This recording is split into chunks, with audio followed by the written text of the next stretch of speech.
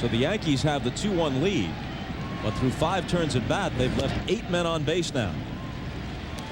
And Seattle is not swinging the bats well, but guess what? You keep leaving them in the ball game. You keep giving them an opportunity to stay in the game, and they are the home team. Something can happen. They've only had 2 base hits, but you have to try to put them away if you're the Yankees.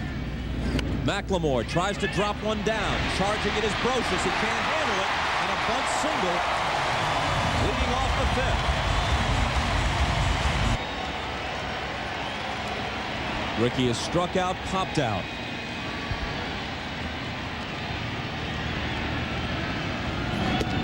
Appears to be swinging away, and he takes a ball. Now, Brocious has actually moved back a little bit. I mean, look where Brocious is playing. He was in on the grass. Now he's playing back behind the bag at third base. I still think this is an opportunity where Ricky could take advantage of him with his speed and just drop one down. But maybe, inside, 2-0. Maybe he doesn't have to make that decision as Nagel misses with the first 2 pitches.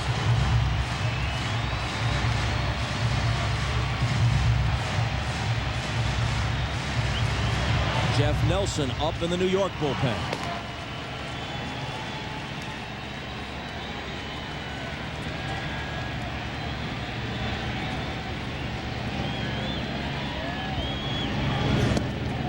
In there, 2-1. And when they throw him the fastball, they're going to throw him inside because he has not showed them that he can handle the fastball on the inside part of the plate. And Brocious moves back a little bit more.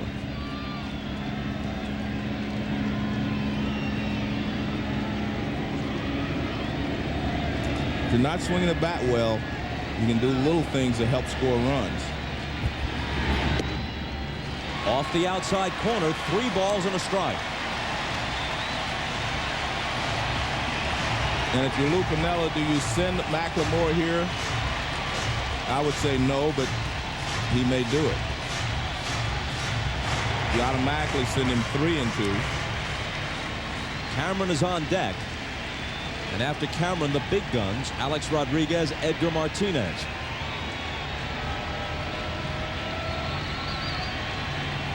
Quick throw. McLemore dives back in. I mean, Brocious is back way behind the bag now. See how deep he is? So he doesn't believe Ricky will bunt. And probably not with a 3-ball, 1-strike count. He walked him. A bunt single and a walk put runners at first and second with nobody out. The noisiest it's been so far today at Safeco. Cameron squares, pulls back, takes ball 1. They've got a number of rallying cries in Seattle as they've made their run to the playoffs and through the division series against the White Sox. Unleash the mojo, some of the signs say. Who let the dogs out? But they were the first one to use that, who let the dogs out here in Seattle.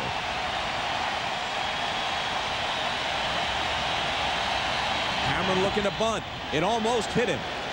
And that's tough not to bunt that pitch. When the ball comes and you see it's there, you usually bunt it defensively rather than get out of the way. Good job here by Cameron. You see him square around. Now he just takes the bat back and gets out of the way.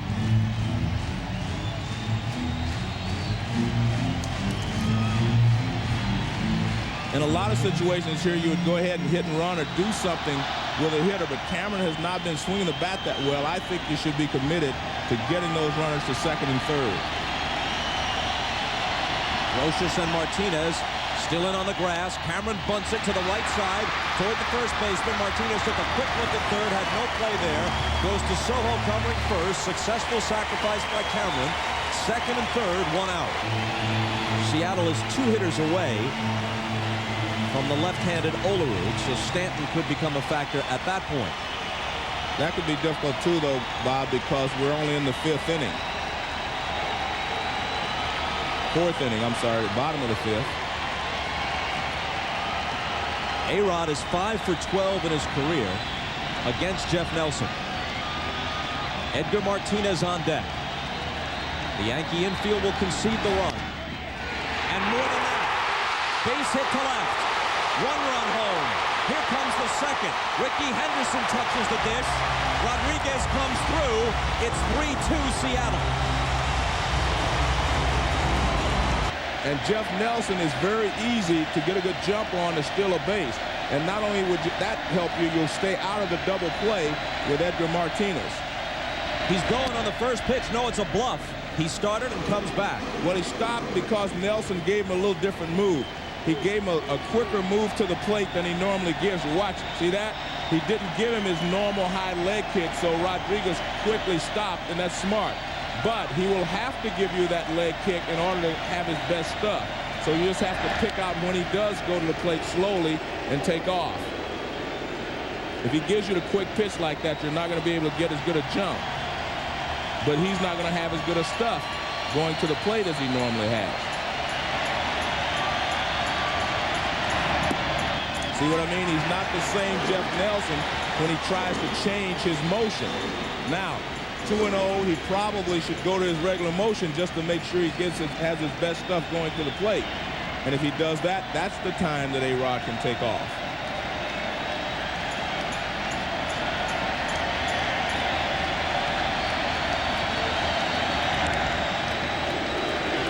It's well and good to use that slide step, as a lot of pitchers do. But you lose something in your motion and your rhythm, because otherwise you pitch like that all the time. Rodriguez doesn't run all that often, but when he does, he usually makes it. 15 out of 19 this year.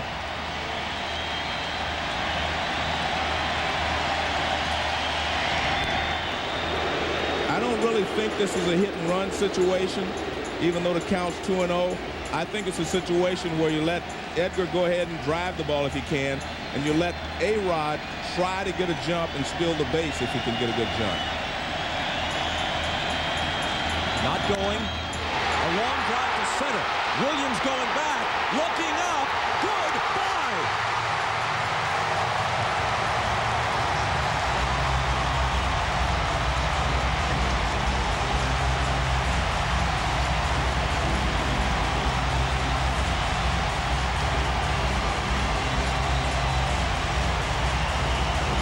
The Mariners have unleashed some mojo here in the fifth. Lead it 5-2.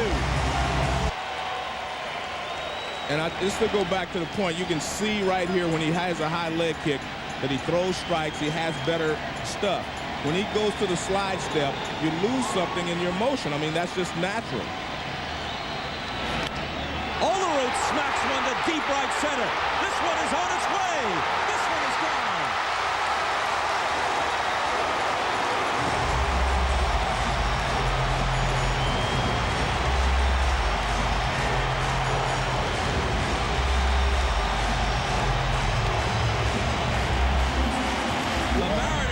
Slapped a full Nelson on Jeff Nelson and have him just about ready to cry uncle here in the fifth. Rodriguez immediately singled to left, producing the tying and go-ahead runs, and Martinez and Olerud homered back-to-back to finish Jeff Nelson. Olerud has put 3 great swings on the ball, all 3 trips. He lined hard to O'Neill and right for a sacrifice fly in the first. He was robbed of a home run on his shot to right center by Bernie Williams in the fourth. And then he hit it so far that even Bernie couldn't get it here in the fifth. Over the bag at first and down the line for extra bases for Buhner, who goes the opposite way. Not extra bases, as O'Neill played the carom quickly and Buhner decided not to chance it.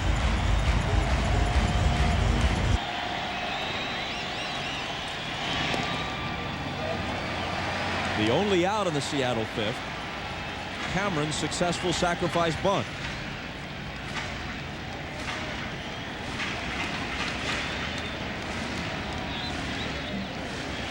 Through 4 games and 4 innings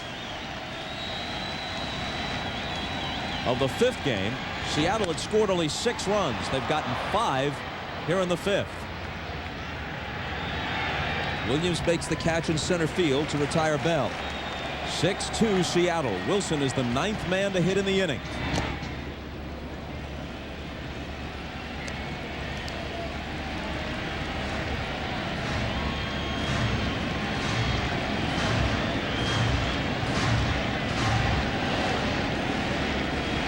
This all started with a bunt single by McLemore, which was a very smart play. Grimsley's 0-1 pitch. Bounces away from Posada. And into the seats, Buhner to second.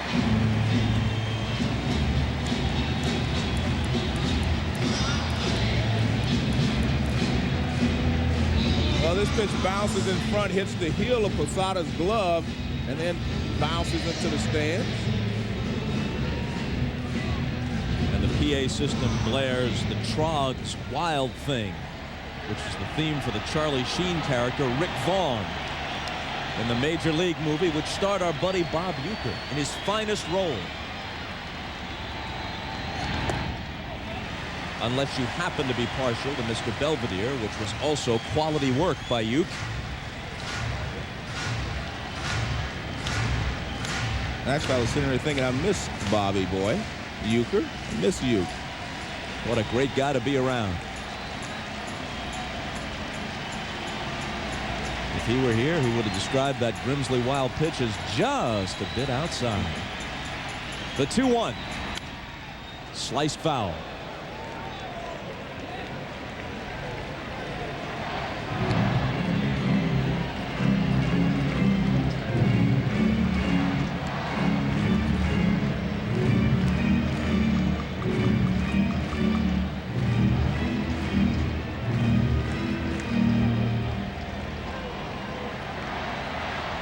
Garcia's now been staked to a 4-run lead.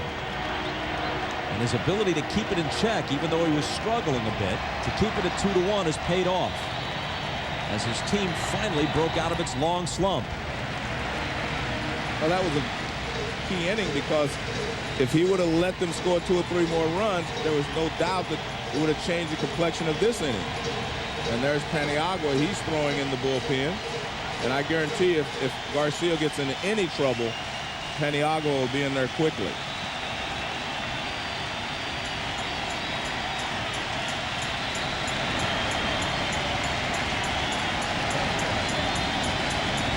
And the 3-2 pitch.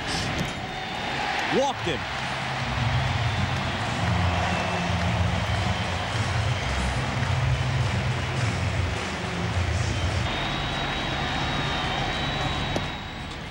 Ball 1.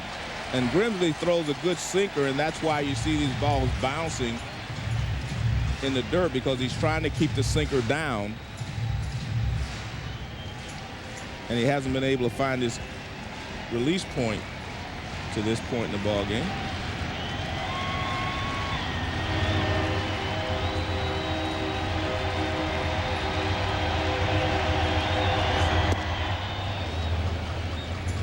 One and one to McLemore.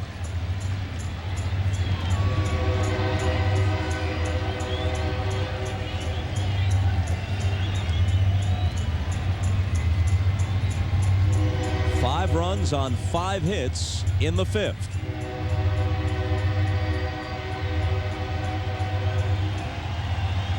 Two of those hits home runs.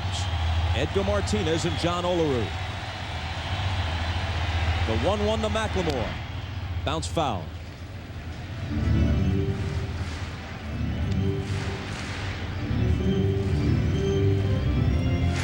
Robbed of a round tripper by Williams in the 4th. Olerud connected in the 5th on a shot that was gone from the moment it left his bat.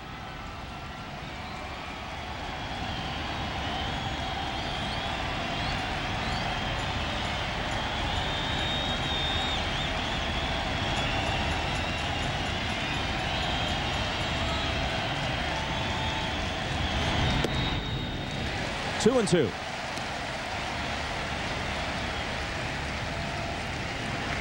Baseball is such a strange game. You can never predict what's going to happen.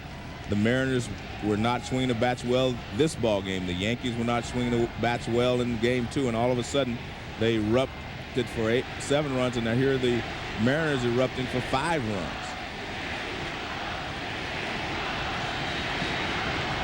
2 on, 2 out on the 2-2 pitch. Full count.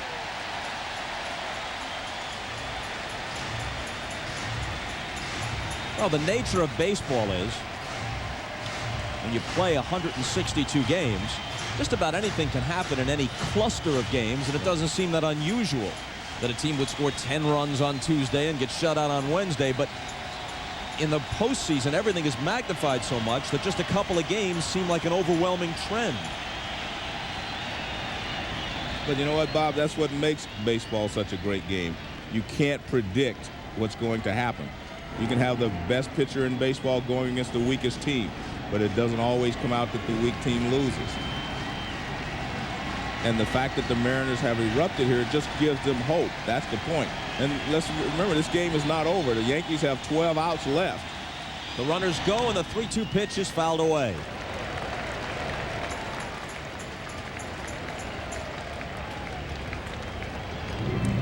Alex Rodriguez. Who knows if this is his last game should the Yankees rally, or his last few games, no matter how the postseason turns out, in a Mariner uniform. 48,000 at Safeco, and so many more in the Pacific Northwest hope not.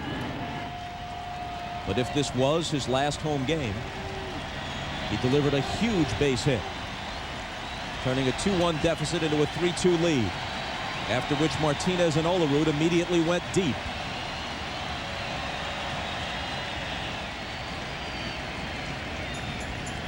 Well, he actually contributed to Martinez going deep, because with him at first base, Jeff Nelson went to the slide step, and he just didn't have as good a stuff from using the slide step as he had from his normal windup. So Rodriguez also aided Edgar.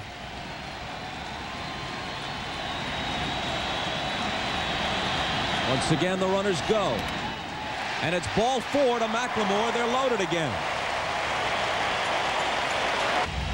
Rickey Henderson steps to the plate. 15 years ago, in 1985, Rickey Henderson was in New York with the Yankees. At the peak of his career, he hit .314, stole 80 bases, and scored 146 runs. Over in Queens at Shea Stadium, the brilliant young Gooden was winning the Cy Young Award, going 24-4 with 8 shutouts and an ERA of 1.53. Now each apparently at the tail end of a storied career. They face each other in this situation in the ALCS, and Gooden misses with ball 1.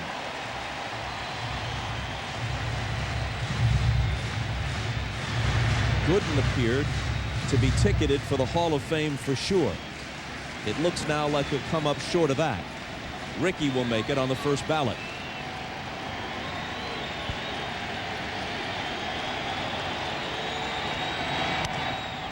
Fouled off, a ball and a strike.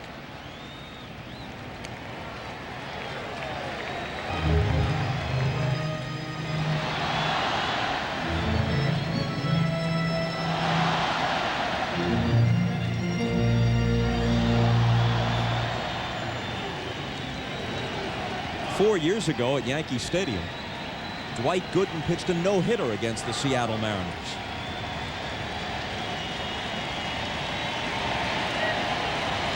Out of the bullpen with his team trailing by 4 here. And a called strike, 1-2 to Rickey. A little slide piece over the outside corner. Nice slider from Gooden.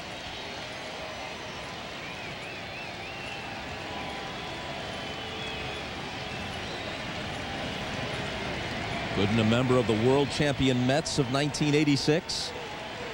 And the Yankees exactly a decade later in '96. Back in New York after a stint in Cleveland. A little check swing pop. Soho will put an end to the Mariner 5th. But they score 5 times. 2 of them on the Rodriguez single. 2 more on the Martinez homer. And they tack on the last one on this shot by Olerud.